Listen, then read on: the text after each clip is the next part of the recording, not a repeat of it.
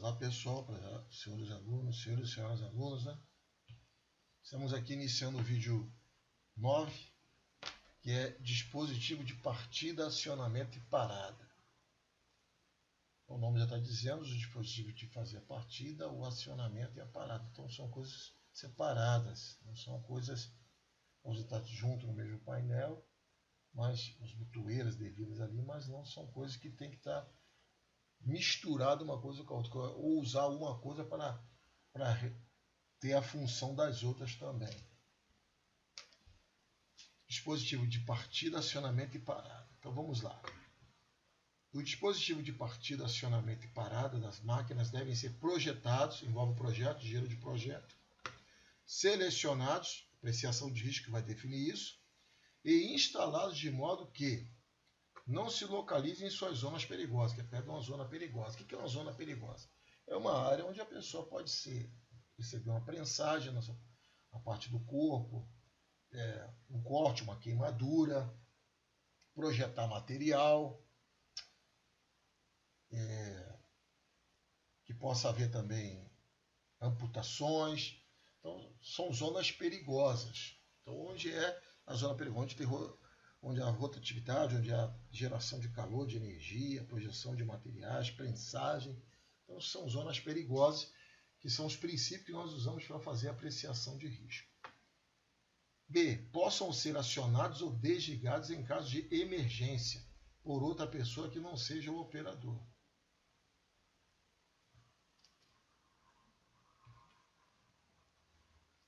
C. Impeçam acionamento ou desligamento involuntário pelo operador ou por qualquer outra forma acidental. D. Não acarretam riscos adicionais e dificulta-se a burla. Então, dificultar a burla, criar uma condição de instalação que cria uma dificuldade para a burla, não ser uma coisa que se burle com facilidade. Já tem como criar a prova de burla? Isso é um tipo de frase, né, de conceito muito discutido, e muita gente não concorda que seja possível criar uma coisa, a prova de burla. Eu também compartilho dessa ideia. Mas temos que criar uma dificuldade máxima possível para evitar a burla.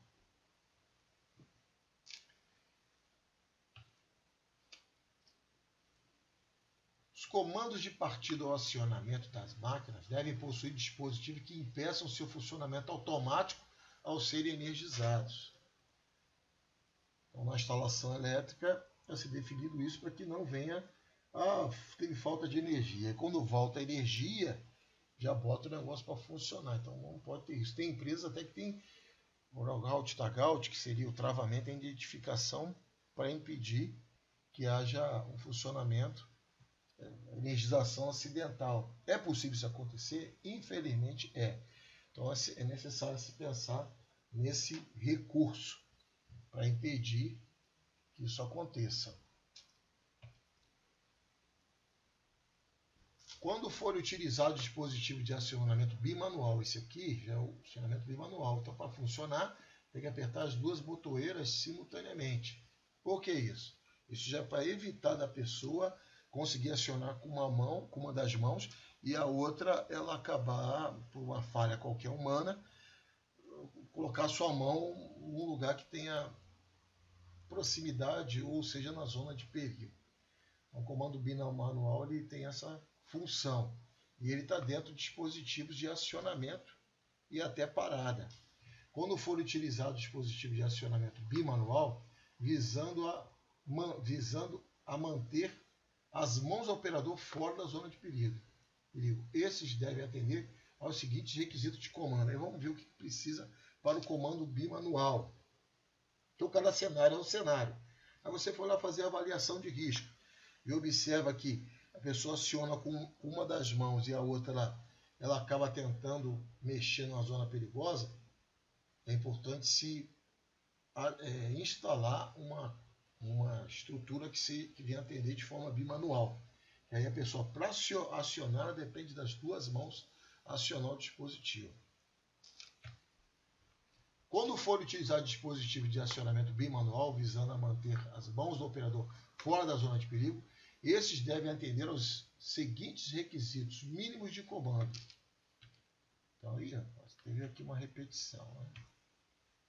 Possuir atuação síncrona, ou seja, um sinal de saída deve ser gerado somente quando os dois dispositivos de atuação do comando, os botões, forem atuados com um retardo de tempo menor ou igual a 0,5 segundos. Então, quer dizer, precisa se acionar os dois para sair o sinal, né? Partir o sinal de saída. Né? Tem que ser os dois ao mesmo tempo. Então, se apertou um, tem que apertar o outro. Está sob monitoramento automático por interface de segurança, se indicado pela apreciação de risco. Então, a apreciação de risco é o módulo que nós vamos falar mais para frente. Vamos estar apresentando o módulo apreciação de risco. Comando bimanual. Aí define-se que precisa ter um monitoramento automático da interface de segurança. Ter relação entre os sinais de entrada e saída, de modo que os sinais de entrada aplicados a cada um dos dois dispositivos de atuação juntos, sem iniciar e manter o sinal de saída somente durante a aplicação dos dois sinais. Então, esse é o objetivo de ter um acionamento por comando bimanual. O sinal de saída deve terminar quando houver desacionamento de qualquer dos dispositivos de atuação. Então, o sinal termina quando houver desacionamento de qualquer dos dispositivos. Isso é legal, né? Então, é uma medida de segurança para manter as pessoas com as mãos fora da zona perigosa. Mas há aqueles que pensam o seguinte, como eu já trabalhei prestei serviço a uma empresa japonesa, e ele falou, pô, mas lá aqui no Brasil vocês têm muita norma, lá no Japão a gente fala para a pessoa não botar a mão aqui, ela não põe. Aí eu comentei com ele, olha, isso é uma questão muito disciplinar, e por outro lado, existe a falha humana. Na questão da falha humana, a pessoa trabalhando, uma jornada de trabalho, dependendo do desgaste que ela tenha naquela atividade, ou o desgaste que ela tenha naquele dia, que porventura possa acontecer um incidente, ela pode ter uma falha humana, porque a exaustão leva a pessoa a falhar naquilo que ela está acostumada, e também trabalho repetitivo leva a pessoa a falhar naquilo que ela já tem muita experiência. Então, esse tipo de coisa de repetição, a fadiga, o próprio estado emocional do trabalhador, que não é a mesma coisa todos os dias, isso pode levar a pessoa a ter uma falha e de maneira inadvertida, de maneira, vamos dizer, pelo reflexo, também adentrar com uma parte do seu corpo em uma zona perigosa. Devido a isso, devido a esses tipos de possibilidades ou probabilidades, se tem essas medidas de prevenção. Então, possuir dispositivos de atuação que exijam intenção do operador em acioná-los, a fim de minimizar a probabilidade de acionamento acidental. Então, possuir dispositivo de atuação. São criar coisas com redundância. Ainda mais, isso aí o projeto tem que estar bem atento. Quando eu dou aula de projeto ou aula de área classificada, eu mostro alguns acidentes. No treinamento presenciais, eu mostro ali alguns acidentes que são operações até simples, mas pelo fato de trabalhar com substâncias muito inflamáveis, muito perigosas, precisa ter redundância para evitar falha numa manobra. Então teve acidentes gravíssimos por causa disso. Mas por causa de quê? Às vezes o projetista ele pensa, ou às vezes o especialista trabalhando nisso, não precisa isso não, vai onerar o projeto. E também, por outro lado, é desnecessário, porque a gente vai usar pessoas de nível técnico. Pessoas falham onde a gente nem imagina. Então, é preciso ter redundância quando a gente tem como base principal uma nocividade, uma periculosidade que certo produto que vamos usar no nosso processo ele possa gerar muitos problemas se ele sair de controle. Então, tem que ter bastante barreira. Né? Então, possuir dispositivos de atuação que exijam intenção do operador em acioná-los a fim de minimizar a probabilidade de acionamento acidental. É esse conceito, o que eu estou explicando aqui está de acordo com esse, para esclarecer melhor esse conceito aqui, esse item da norma. Possuir distanciamento, barreiras ou outras soluções. Então, o distanciamento ele já é uma medida de controle bem interessante. Se você distancia, você cria eliminação de exposição, ou pelo menos neutralização de exposição do trabalhador. Então, possuir distanciamento, barreiras ou outra solução prevista nas normas técnicas oficiais ou nas normas internacionais aplicáveis, entre outros dispositivos de atuação, para dificultar a pula do efeito de proteção. Tudo bem? Então, isso é um item muito importante. O distanciamento, as barreiras, são soluções ótimas. Tornar possível o reinício do sinal de saída somente após a desativação dos dois dispositivos de atuação. Então, isso aí são itens previstos e exigidos na norma para ser montado, construído um comando bimanual. Nas máquinas e equipamentos operados por dois ou mais dispositivos de acionamento bimanual, a atuação síncrona é requerida somente para cada um dos dois dispositivos de acionamento bimanual, e não entre os dois dispositivos diferentes, que devem manter simultaneidade entre si.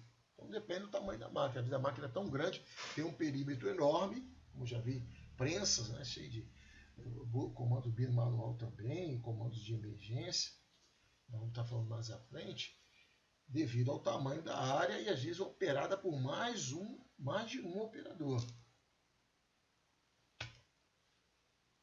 Os dispositivos de acionamento bimanual devem ser posicionados a uma distância segura da zona de perigo, levando em consideração o quê? A forma, a disposição e o tempo de resposta do dispositivo de acionamento bimanual. Então tem que ver o tempo de resposta. As normas dão as bases para isso do tempo. Então, tudo em fração de segundo. O tempo máximo necessário para a paralisação da máquina ou para a remoção do perigo após o término do sinal de saída do dispositivo de acionamento bimanual e a utilização projetada para a máquina.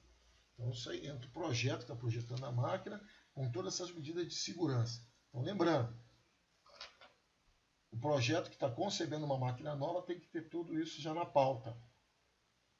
É necessário uma equipe multidisciplinar fazendo muita simulação, protótipos também, às vezes maquete, tudo para dar conseguir a percepção máxima possível.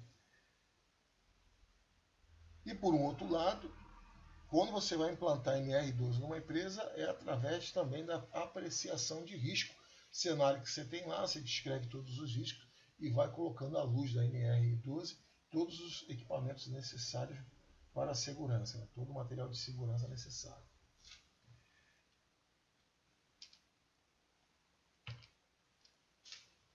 Os dispositivos de acionamento bimanual móveis instalados em pedestais, esse aqui é móvel, mas pode ser dessa mesma forma fixado no piso.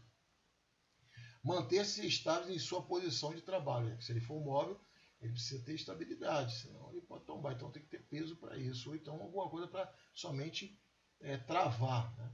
Travar. Já que ele é móvel, somente travar. Possuir altura compatível com o alcance do operador em sua posição de trabalho. Isso que significa dizer também a condição de ergonomia.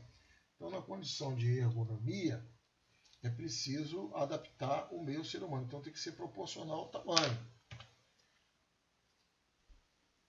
Um exemplo, questão de ergonomia, até no carro. Né? O carro é um exemplo fantástico de ergonomia.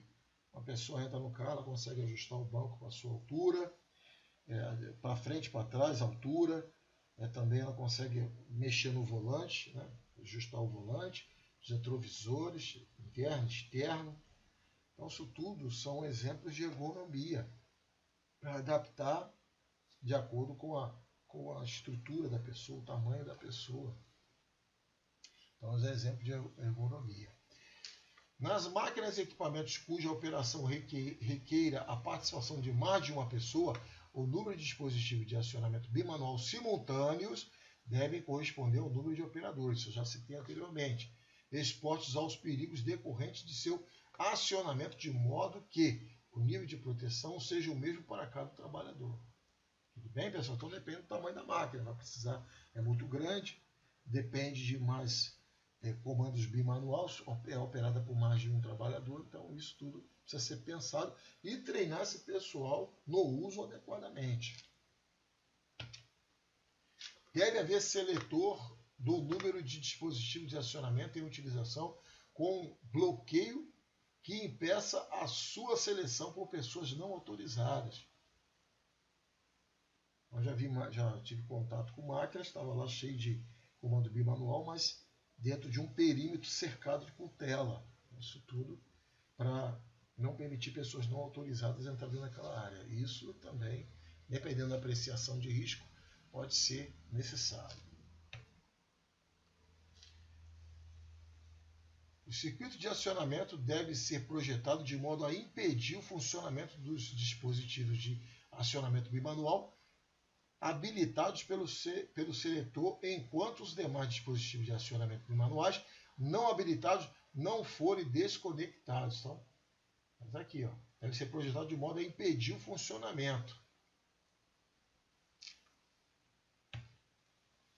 Quando utilizados dois ou mais dispositivos de acionamento bimanual simultâneos, deve possuir sinal luminoso que indique seu funcionamento.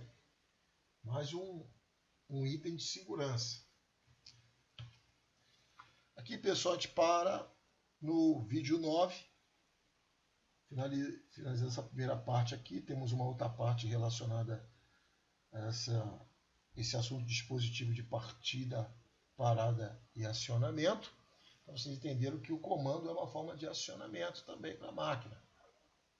Então, lembrando, tem que ter lá os comandos, tem a parte de outros tipos de botoeiras, liga, desliga, acionamento, parada, emergência.